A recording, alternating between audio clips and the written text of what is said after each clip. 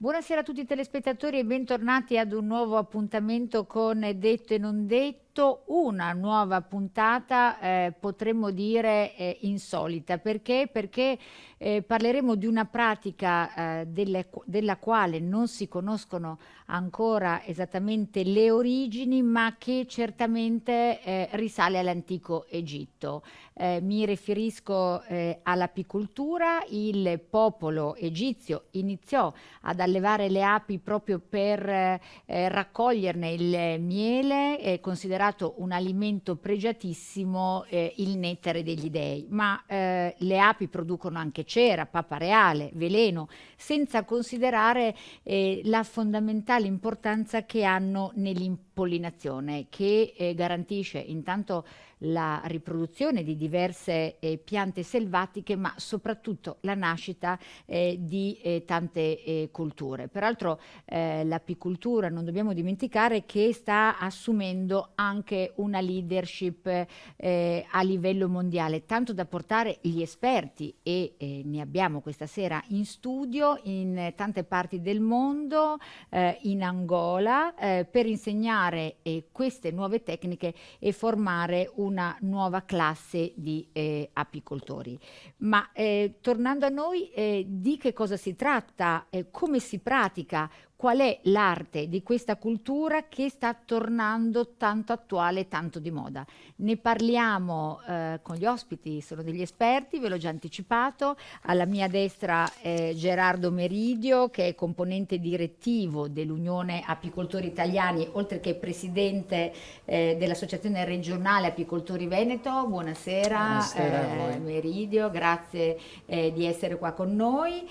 Proseguendo abbiamo Matteo Campana, che è il presidente dell'Associazione Solidarietà Angola, ci illustrerà, intanto buonasera, grazie Buonasera a di voi. essere qua, ci illustrerà questo favoloso progetto che stanno realizzando in Angola. E poi con noi c'è, che saluto caldamente, Selina Wendo Giamba, che è presidente della cooperativa dell'Angola ed è appunto qua in Italia, nel nostro paese, per imparare quest'arte. Buonasera, Buonasera e a voi, grazie anche grazie. lei di essere qua con noi. Allora, iniziamo da Gerardo Meridio. Intanto, dove nasce l'apicoltura? Dall'Egitto ancora prima? Qual è, insomma?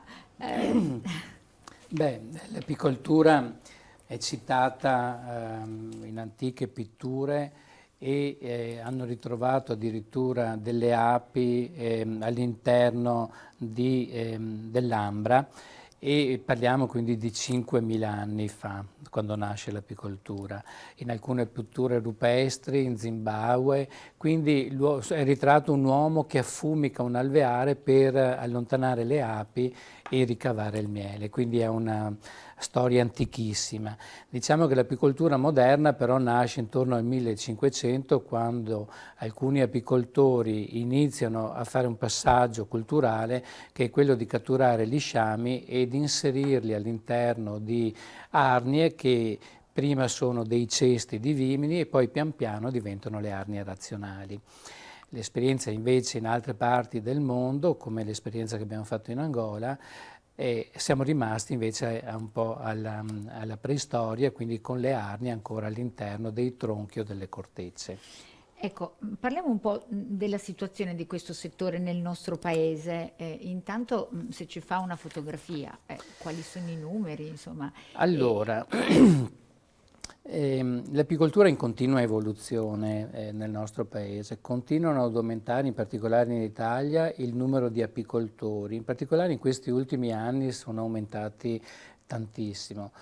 Vuoi per l'attenzione che è stata data all'insetto ape e alla sua utilità. C'è una presa di coscienza Di quanto sia importante, la fonte di vita, possiamo dire. È una fonte di vita, esattamente. Quindi l'apicoltore non è più solo il professionista che alleva le api per ricavarne un reddito con il miele o con gli altri prodotti come la cera, la pappa reale, il polline, il veleno, ma anche il cosiddetto hobbista o comunque la persona che per solo aiutare la natura alleva un alveare. Quindi quali sono le dimensioni in Italia dell'apicoltura? Oggi in Italia ci sono circa 72.000, i dati al 31/12 dello scorso anno, quindi del 22, ci sono 72.020 apicoltori. Quindi non sono proprio tantissimi, ma è un numero direi rilevante. E gestiscono circa 1.573.000 alveari. Se quindi stimiamo che all'interno di ogni alveare nel periodo di massima espansione ci sono da 80 a 100.000 api, facciamo presto a pensare ai miliardi di api che ci sono in Italia e quindi anche a quanto bene fanno nel nostro paese. Quindi in termini di produzione, fatturato... Allora, l'Italia produce, nel 22 ha prodotto circa 26.000 tonnellate di miele, ma la produzione del miele è molto legata all'andamento stagionale, al clima, alle fioriture, al freddo, poi magari approfondiamo anche questa cosa. Diciamo che il 22 la produzione di 26.000 tonnellate ha avuto una riduzione del 17% rispetto all'anno prima. E la produzione di miele in termini di tonnellate in Italia non riesce a soddisfare il consumo che l'Italia fa del miele. Quindi l'Italia, come anche l'Europa, è una grande importatrice di miele.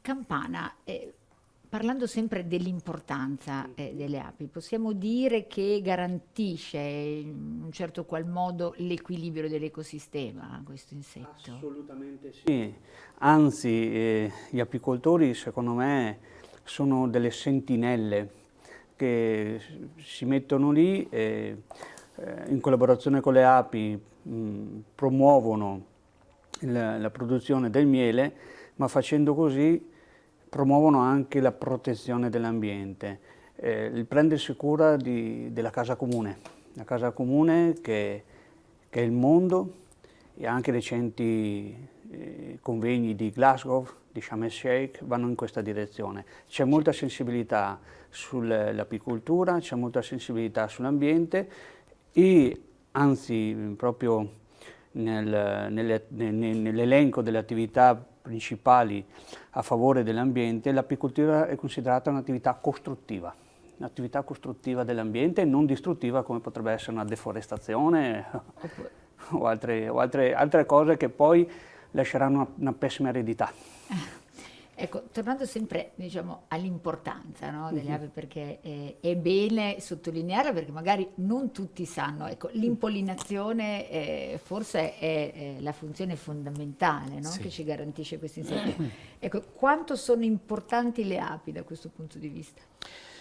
Sono fondamentali, se non ci fossero le api come insetti impollinatori, oggi le nostre tavole sarebbero vuote di tantissimi prodotti. Pensate che circa i 2/3 delle culture arboree che producono frutta, seminative, foragifere, i 2/3 si possono riprodurre grazie all'impollinazione delle api. Se lo trasformiamo e fotografassimo un'immagine di un supermercato, il banco della frutta, ecco, se non ci facciamo fossero... qualche esempio, no? Perché così almeno ci rendiamo conto. Tutto, allora... la mela, ad esempio? La mela? Sì, la mela, i meloni, le pesche, perfino... l'elenco della frutta sarebbe... ecco, immaginate un banco della lunghissimo. frutta dove non c'è più frutta, magari ecco le angurie, quelle sono si autoimpollinano, quindi quelle sì. Pensate che addirittura in alcune zone dell'Italia, penso a Rovigo e anche in Emilia-Romagna, chiedono agli apicoltori di portare i propri alveari all'interno delle serre per la produzione, perché se non ci fossero le api all'interno delle serre per la produzione di meloni non verrebbero impollinati e non ci sarebbero meloni. E così, mele, pesche e via, Sì, cioè tutto l'elenco è un lunghissimo. elenco lunghissimo di frutta. E oggi l'ape è in grave declino, in via di estinzione. Sì. Testimonial, diciamo, oppure diciamo, possiamo dire Angelina Jolie ha voluto in qualche modo sensibilizzare. Adesso vi facciamo vedere un video molto incisivo, secondo me, proprio per sensibilizzare tutti noi all'importanza delle api. Adesso chiedo cortesemente alla regia, ecco, diciamo, vediamo una bellissima Angelina Jolie ricoperta di api. Ape come fonte di vita, mi viene da dire, e anche, diciamo, in estinzione, oppure in pericolo di estinzione. Quindi, come mai in estinzione? Cioè, che cos'è Meridio che porta veramente a correre questo rischio? Che cosa sta succedendo nel nostro ambiente, nel clima, nello sfruttamento del suolo? Guardate, ci sono tre elementi, potremmo sintetizzarli così, che sono veramente nemici delle api, che sono naturali e uno è causato dall'uomo. L'uomo con i trattamenti per le colture, quindi diserbanti, concimazioni, ha fatto sì che quando si fanno un trattamento diserbante, le piante o i fiori che sono lì assorbono l'elemento, soprattutto i neonicotinoidi. Quando l'ape va a prendere il nettare in quei fiori, assorbe anche il veleno, è un veleno in realtà. e poi perde, non è che si avvelena, perde il senso dell'orientamento e muore per strada. Quindi una strage di questo utilissimo insetto è fatta a causa di tanti prodotti che vengono usati di natura fitosanitaria, e questo è il primo grande nemico dell'apicoltura. Quindi l'uomo, diciamo, no? Il secondo, sempre l'uomo, è per la tipologia di coltivazione che viene fatta, cioè le monoculture. Provate a immaginare la campagna come era una volta. C'era il mais, c'era il grano, c'erano tantissime cose e c'era sempre accanto al fiumiciattolo, ma c'era sempre un'area fiorita o di piante in fiore, dalle acacie ad altre cose. Oggi sono sparite. Oggi c'è una grandissima distesa di monoculture che di fatto penalizzano anche questo insetto. Quindi bisognerebbe riprendere, e in questo senso anche la PAC è orientata, grazie agli interventi dell'Europa, in questo senso. Quindi bisognerebbe all'interno delle monoculture inserire anche degli ambiti di fiori per gli insetti impollinatori, per tutti gli insetti impollinatori, non solo per l'ape. Quindi questo è il secondo aspetto.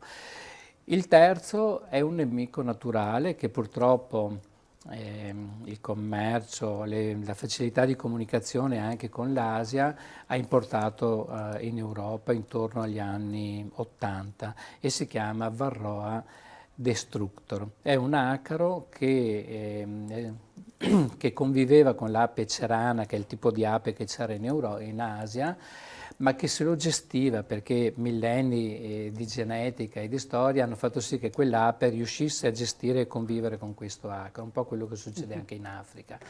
In Europa, quando è arrivato questo acaro, questo piccolissimo ragnetto che va a succhiare la parte grassa del corpo dell'ape, soprattutto all'interno delle larve, ha fatto una moria degli alveari terribile. Cioè nell'82 è arrivato questo acaro e ha distrutto metà della popolazione delle api.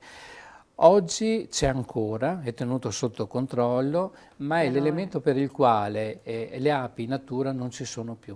Se non c'è l'apicoltore che gestisce con dei trattamenti biologici questo acaro, che raggiunta, adesso faccio dettagli tecnici, ma quando raggiunge all'interno, ogni mese raddoppia il numero di acri, quindi da 100 diventano 200, 400 e via. Quando raggiunge la soglia dei 3, 4, 5 mila, quell'alveare è morto. È morto. È morto. Quindi... Se non c'è l'apicoltore che esegue determinate tecniche apistiche, questo alveare è morto. Ecco perché in natura, come dicevo, quando uno sciame fugge o va via, non sopravvive. Non sopravvive, quindi insomma sono questi... Questi sono. Quindi, però mi viene da dire, su queste cose si può intervenire, Sì, ecco, sì. si può deve, intervenire per forza, anche... Esatto, prego, non... No, e il quarto nemico che è arrivato, anche questo purtroppo è arrivato recentemente, qualche anno fa, ha invaso la Spagna, la Francia, la Liguria, è arrivato anche in Emilia-Romagna purtroppo, e in Veneto abbiamo trovato alcuni, in Toscana ormai è radicato. È una vespa, un particolare calabrone che si chiama Vespa velutina, e la sua dieta, il suo cibo è l'ape. Ah, quindi... Provate a immaginare 50, 60 di queste vespe si mettono davanti a un alveare, rivolte, aspettano che arrivino le api, quindi rivolte verso l'esterno. Appena le api bottinatrici rientrano con il carico di polline e di miele nell'alveare, questo calabrone le cattura, le spezza, prende i muscoli e se le porta nel suo nido. Molto pericoloso anche per l'uomo, e le api a un certo punto, quando ci sono questi 50 calabroni o anche più davanti a un alveare, non escono più dall'alveare e muoiono dentro. Questa è la situazione ed è il prossimo nemico che dovremo affrontare nei prossimi mesi. Ecco, ma diciamo, come si diventa però apicoltori? Quali sono le tappe? Ecco, quali sono le tappe? Dove si impara? Quali sono i costi? Insomma, che cosa si deve fare? Allora, l'apicoltura nasce sicuramente da una passione che qualcuno deve avere.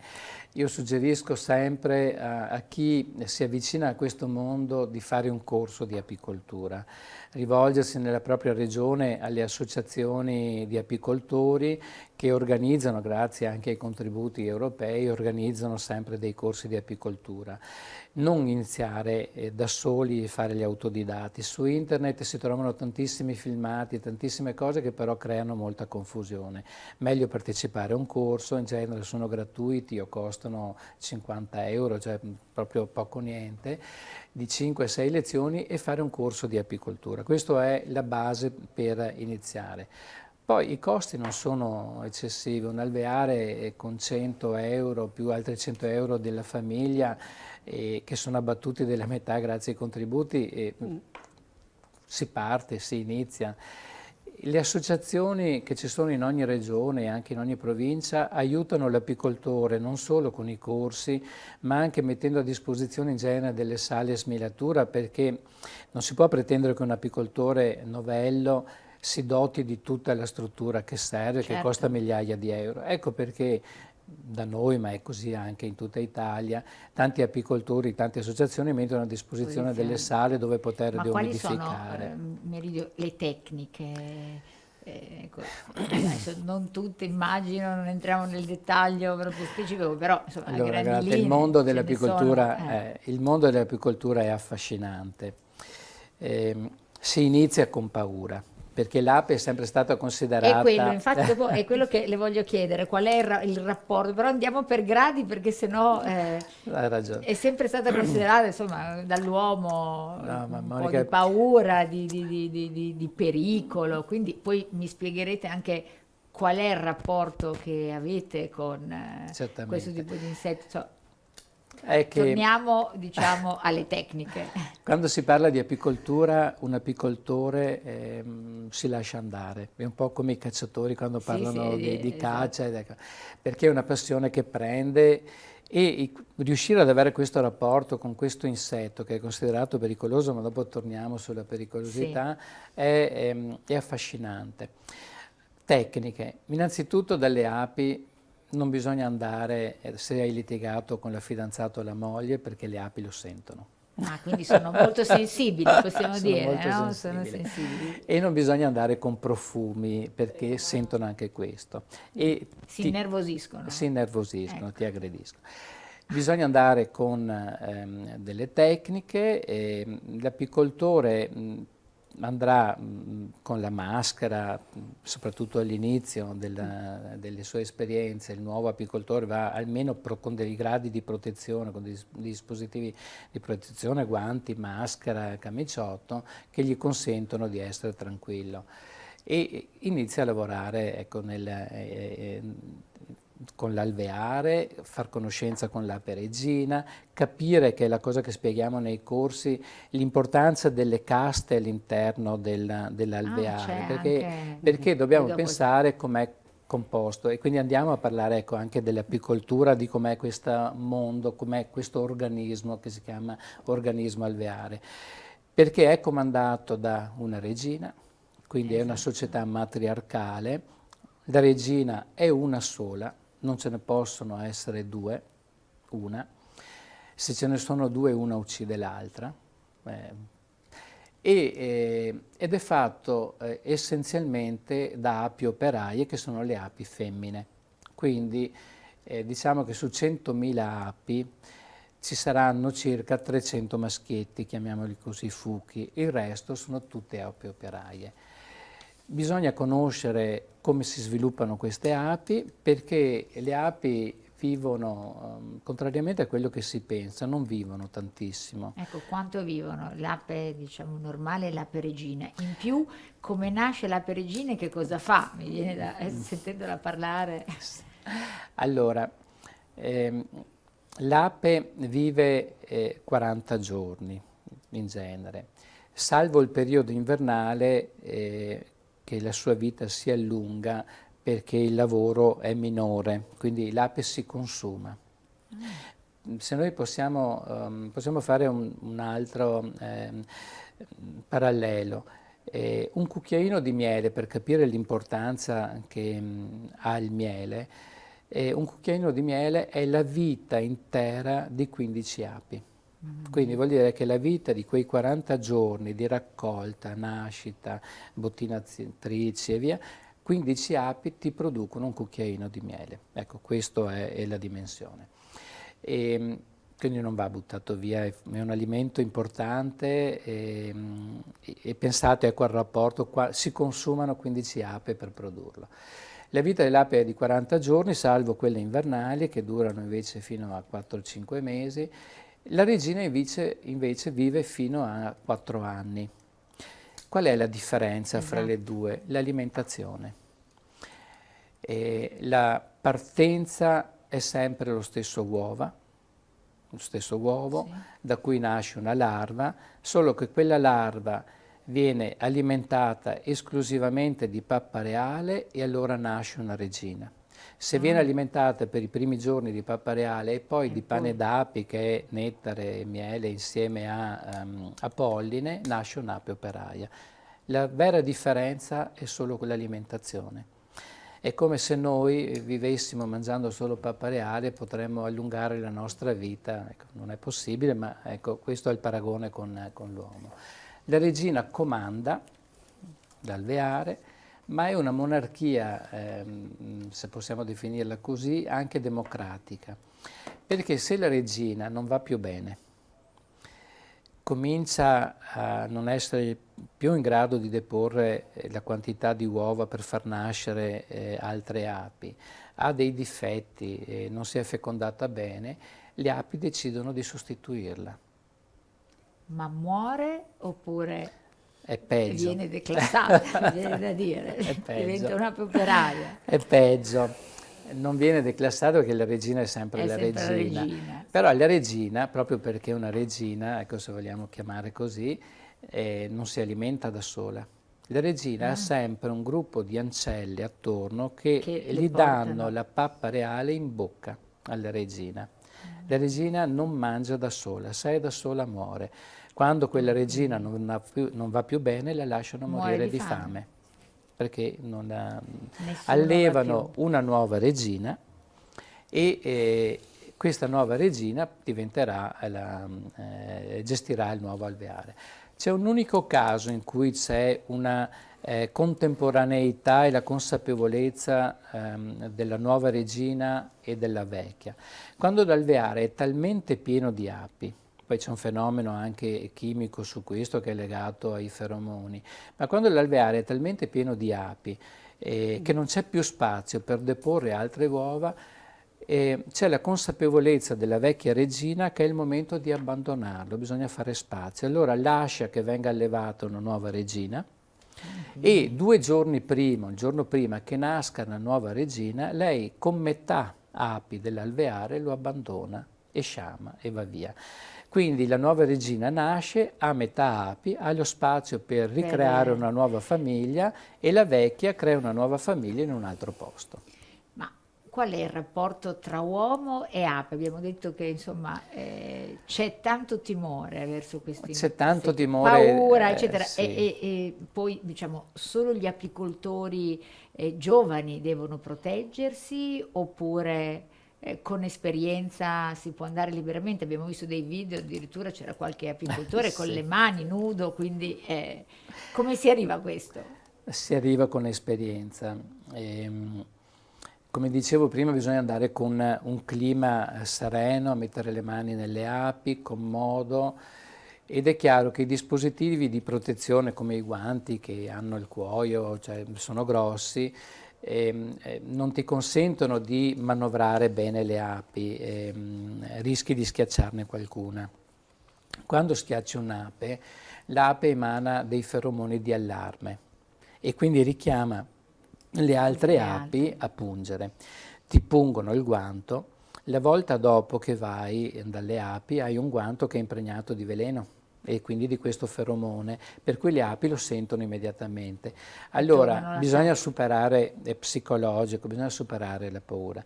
Se si va a mani nude, lo faccio anche io, si va a mani nude, come avete visto anche in alcuni filmati, con calma, con tranquillità, sposti le api se ti camminano nelle mani, se danno fastidio, vai lì tranquillamente e riesci a gestirli. È un salto psicologico dato dall'esperienza. È l'uomo che agita e innervosisce l'ape? È l'uomo che le agita, sì. L'uomo e poi alcune situazioni ambientali. Questo per esempio è un periodo in cui le api sono un po' nervose, per cui ci stiamo proteggendo un po' tutti. E perché sono nervosi? Perché questo è il periodo legato al clima, che prima non abbiamo toccato, no? Che è l'altro nemico delle api in questo periodo, ma è legato ad alcune fioriture particolari. Ci sono 2 fioriture in particolare che irritano le api. Una è quella della colza, che sono tutti quei fiori gialli che si vedono in questo periodo, l'altra è quella del castagno. Quando c'è la fioritura della colza le api sono più agitate e più nervose. Se poi aggiungiamo una stagione come questa, che abbiamo visto la settimana scorsa andare a 2-3 gradi e le temperature, è ovvio che le api non stanno bene. Quindi vi proteggete anche voi? E allora ci proteggiamo anche noi in alcune. Ecco, c'è il problema anche della adulterazione del miele. Perché viene contraffatto? Perché non ce n'è ed è più semplice contraffarlo. Questo è un fenomeno che non riguarda l'Italia. La Commissione europea ha fatto delle ricerche e delle analisi ai confini del miele importato. Purtroppo il miele che viene dai paesi dell'est e in particolare dall'Asia, oltre che dai paesi dell'est, ha un grado di adulterazione incredibile. Il 96% del miele importato dalla Cina, che è il più grande esportatore mondiale di miele. Ecco, perché la Cina esporta il 46% del miele, non è miele, è sciroppo di riso, quindi glucosio, con un po' di miele mescolato, ecco, diciamo così, e quindi costa molto meno. Ecco perché quando trovate, non voglio fare il cattivo, però se mi consentite di fare una battuta, senza che si arrabbi nessun supermercato, ecco, però quando trovate il miele a 2,50 € al chilo, a 3 euro, e vedete, dovete imparare a leggere l'etichetta, il paese di provenienza, e magari guardate la S che significa Cina o altri paesi dell'est europeo, interrogatevi se può essere miele, perché il valore del miele non è certo quello di 3 euro. Provate a pensare, 1 € di barattolo, di coperchio, il percorso per arrivare in Italia, ma com'è possibile che sia miele? È zucchero, basta. È zucchero, quindi... È sciroppo di riso. Sciroppo. Allora, prima di passare al progetto e quindi Sì. di andare anche da Campana e da Selina, la cera, diciamo che le apri non producono solo miele, poi vabbè, c'è la pappa reale, il veleno, ma la cera. Allora, possiamo dire che la cera ha un valore molto importante. Ah, sicuramente. Le api per produrre un chilogrammo di cera consumano da 7 a 10 kg di miele, quindi solo questo deve dare la dimensione del valore che ha un chilogrammo. Di quanto è pregiata la cera. Di quanto pregiata è. La cera vera. Beh, sì. La cera vera. Non confondiamo la paraffina delle candele tradizionali con la cera vera. Ecco, la cera vera è un'altra cosa. Tanto che in genere la cera è di esclusiva, è proprio ricercatissima da un lato dagli apicoltori che aiutano le api con i fogli ceri, che sono dei fogli di cera stampati con l'esagono delle api, in maniera che si aiuta la costruzione del favo, altrimenti ci impiegano più tempo. Ma le api sanno riconoscere se quella è una cera vera o meno, e se ha degli insetticidi o è adulterata, e se non è buona quella cera non la costruiscono, la lasciano lì. Hanno una capacità di verificare questo che è incredibile. È chiaro che quindi la cera viene utilizzata da un lato dagli apicoltori, dall'altro dalle industrie farmaceutiche che la cercano, ma sempre la cera vera, non la paraffina.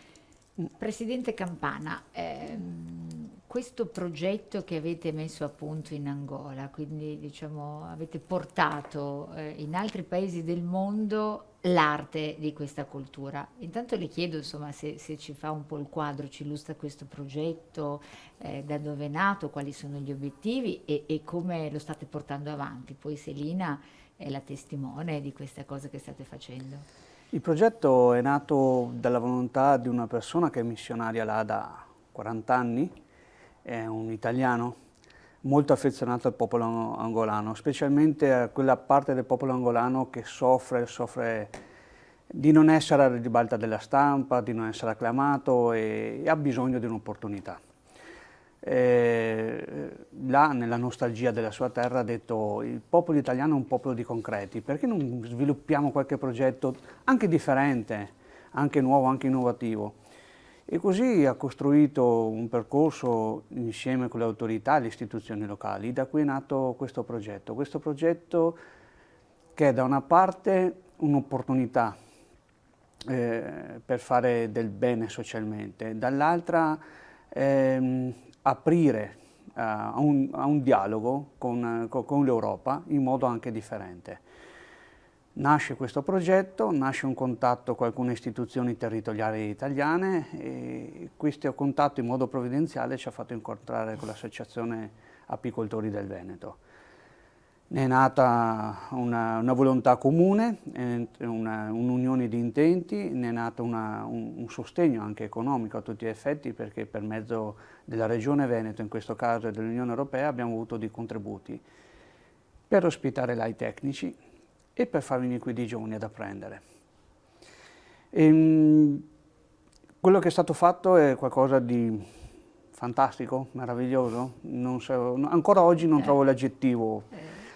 Perché hanno dato formazione. Succede ogni tanto qualche ONG o qualche organizzazione, istituzione di aiuto a livello umanitario che fa interventi di sviluppo professionale, anche nell'ambito dell'apicoltura si sono fatti anche vari tentativi, ma un intervento così profondo, così integrato, così a livello umano, che questi buoni italiani hanno portato là, è stato assolutamente affascinante. Ogni giorno era vivere un sogno e abbiamo visto dei ragazzi che si sono evoluiti, si sono cresciuti prima di tutto dal lato umano e poi anche professionale. Ecco, Selina, se non mi capisci, poi il presidente Campana ci aiuta. Allora, quale futuro offre la modernizzazione dell'apicoltura nel tuo paese, anche per voi giovani? Tu sei giovanissima, hai poco più di 20 anni, quindi... Questo progetto offre la modernizzazione dell'apicoltura per i giovani, anche posso dire resgate sociale prima. È un resgate sociale per... Un riscatto sociale, Esatto, sì. Sim, resgate sociale para os jovens. E também posso dizer que é uma oportunidade, porque os jovens do sul de Angola são muito, posso dizer, vivem com pouco. Com €1 podem viver praticamente uma semana, 2 semanas. Con €1 una settimana o due? 2 setmanas, sim. Quindi questo progetto não só uma profissionalidade que eles vão acarretar como uma vida futura, mas também como uma oportunidade de eles verem a vida diferente. Di una vita differente, di un riscatto sociale molto importante. È molto comprensibile, molto sì, esatto. Sì. Ecco, tu insomma, sei qua in Italia, stai facendo questa esperienza, non è la prima, insomma, vai e vieni dall'Angola, è corretto, possiamo dire così. Ecco, quale contributo poi porti tu nel tuo paese di questa esperienza che insomma, stai facendo? Qual è il contributo? Posso dizer que o contributo que vamos dar ao nosso país é iniciar a fazer apicultura, porque do que eu sei da apicultura que nosso país oferece, o que eu estou a fazer cá com a Associação Vêneto como formação é uma coisa dividida, separada. Como apicultura podemos dizer que estou a começar a fazer apicultura. Campana, prego. Sì, quello che dice è che quello che può fare lei è iniziare a fare apicoltura, perché quello che sta apprendendo qua è per la prima volta vedere che cos'è l'apicoltura. È un mondo differente, un mondo completamente nuovo e che porterà là questa novità è fare apicoltura. Ecco, dopo chiediamo a Gerardo quali sono queste differenze, ma sono tante le differenze, cioè c'è così un abisso tra il vostro modo di allevare api e quello che si sta facendo nel nostro paese? Sim, tem muita diferença que também posso explicar, posso ser português, depois o doutor Matheus vai dizer. Por exemplo, tantos anos atrás, nós a apicultura fizemos de um modo diverso, que é do modo tradicional. Tradizionale. Como? Quello di origine, Sì, possiamo di dire, origine. quello di origine. Modo tradicional. As nossas colmeias são feitas com lenha. Con lei, sì, Sì, il sono metodo con legno. tradizionale, con i rami, corretto? Sim. Quindi nós pegamos a colmeia, colocamos por cima da árvore, que são 30, 40 quilômetros de altura. Metros de altura, onde podemos colocar a colmeia. E depois, para poder tirar, no momento da produção, pegamos fogo. Quindi esse é o modo que nós usamos para poder fazer a extração do mel da colmeia. Acendemos o fogo, de modo que quando se tira a colmeia da árvore, se coloca no chão, o fumo solta, espaventa as abelhas, que é isso que nós estamos a aprender de modo differente. Sì. Ecco, ce lo spieghi e poi così capiamo anche, perché anche da noi c'è l'affumicatore, corretto? Sì. Allora, intanto...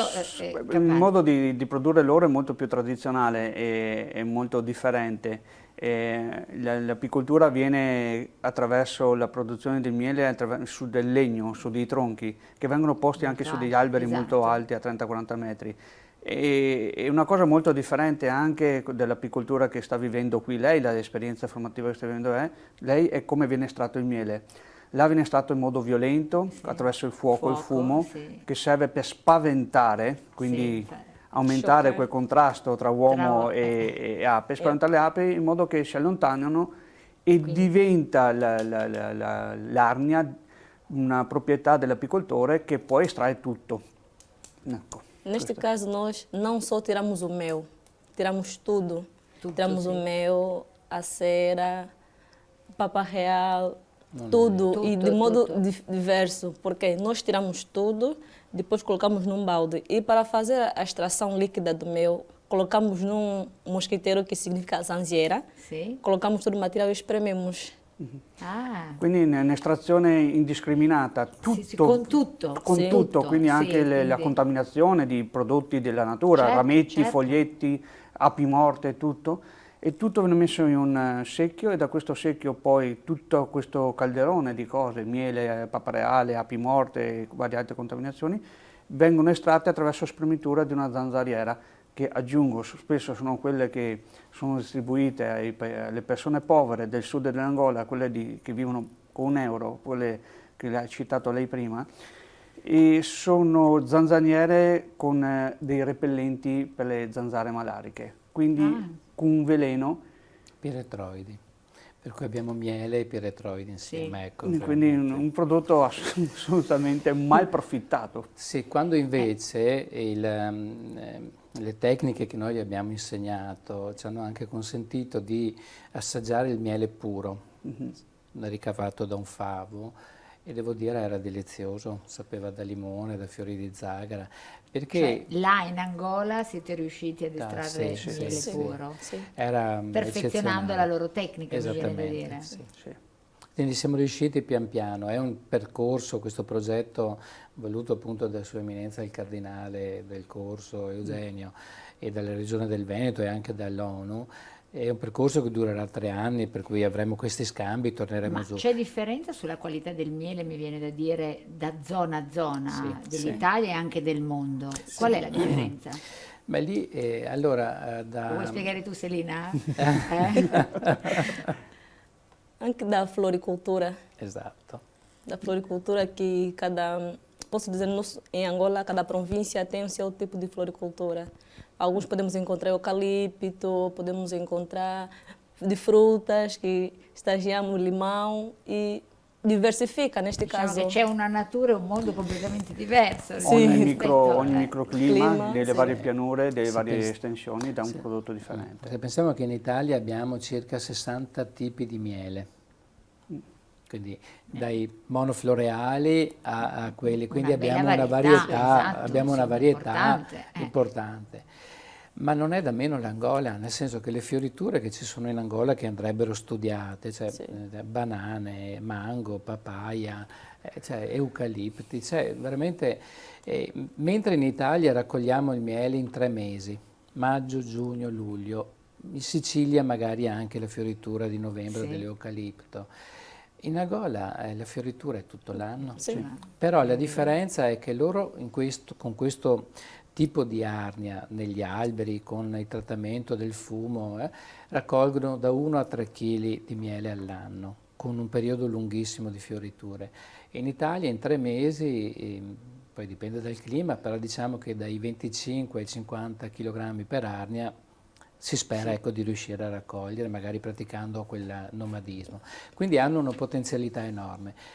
È chiaro che è come prima Monica parlava di come è nata l'apicoltura, no? Sì. 5.000 anni fa, ecco, siamo come 5.000 anni fa. Alle Quindi, origini. alle origini, nel senso che non è ancora, non hanno ancora fatto quel salto di qualità che le api vanno gestite, quindi si prende lo sciame e lo si mette dentro un alveare.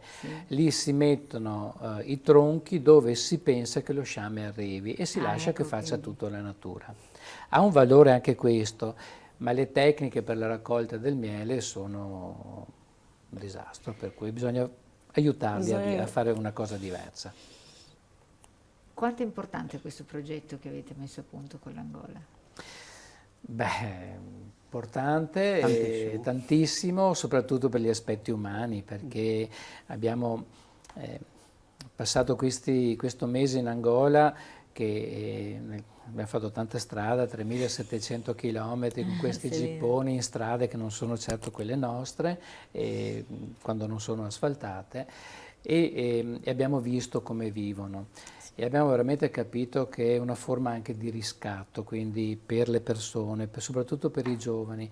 E abbiamo visto la loro sensibilità e la fame di conoscenza. Ecco perché viene spontaneo veramente aiutarli. In grazie al Cardinale, grazie all'ONU, alla Regione del Veneto, penso che riusciremo a dargli una mano, perché vivono con poco, e riuscire ad inserire nel mercato, anche non solo angolano ma anche esportarlo, del miele che ha delle caratteristiche particolarissime.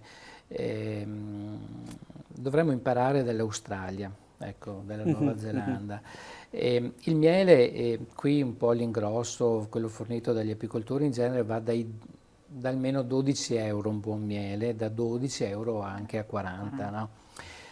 C'è un miele invece che viene importato dalla Nuova Zelanda e dall'Australia, che è il miele di Manuka, che è conosciuta più che come Manuka come la pianta che produce il triti, quella in particolare, sì. Quello arriva a 800 euro al chilo, perché ha particolari caratteristiche. Loro avrebbero una fortuna che è la moringa, e le api la visitano tantissimo e ha delle caratteristiche. Quindi veramente è un settore che si potrebbe veramente esplorare, ma dipende da loro, dipende dalle tecniche che impareranno. Esatto. Ecco, quanto è brava Selina adesso nell'apprendere. È brava. È brava. Sì, sì, ha una fame. Fin dal primo giorno ha cominciato a togliere i guanti, ad andare a mani nude, ad accarezzare le api. È sempre medoro, e così abbiamo sfatato un mito che l'ape africana è l'ape assassina. Perché in realtà questa ape, che è diversa dalla ligustica italiana, perché è l'ape scutellata, è cattiva per come è stata trattata, cioè ha 1000 anni di storia, che appena sente l'uomo alza la testa e o lo attacca o fugge, perché sa che per lei l'arrivo dell'uomo significa morte o distruzione.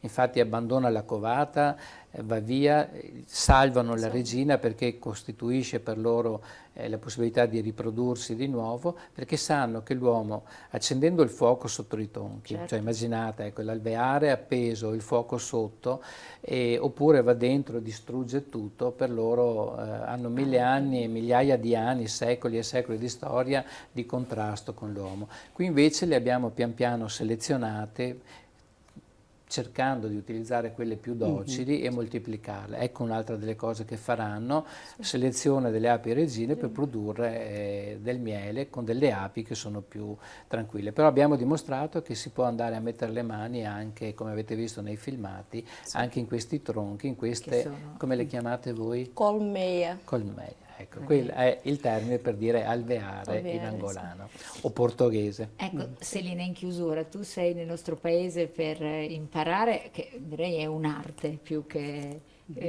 prima che un'attività. Come ti trovi invece in Italia, nel nostro paese?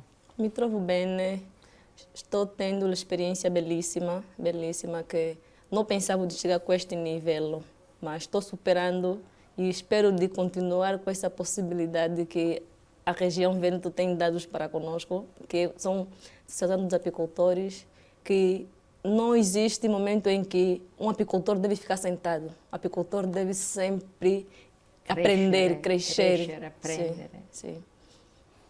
Bene, allora tu sarai, diciamo, il portatore di crescita nel tuo paese, insomma stai facendo un bellissimo percorso e quindi poi sarà tuo dovere insegnare. Il messaggio sarà fare di questi giovani, renderli protagonisti nella propria terra, rispondendo anche a altre esigenze che ogni tanto si sentono qui.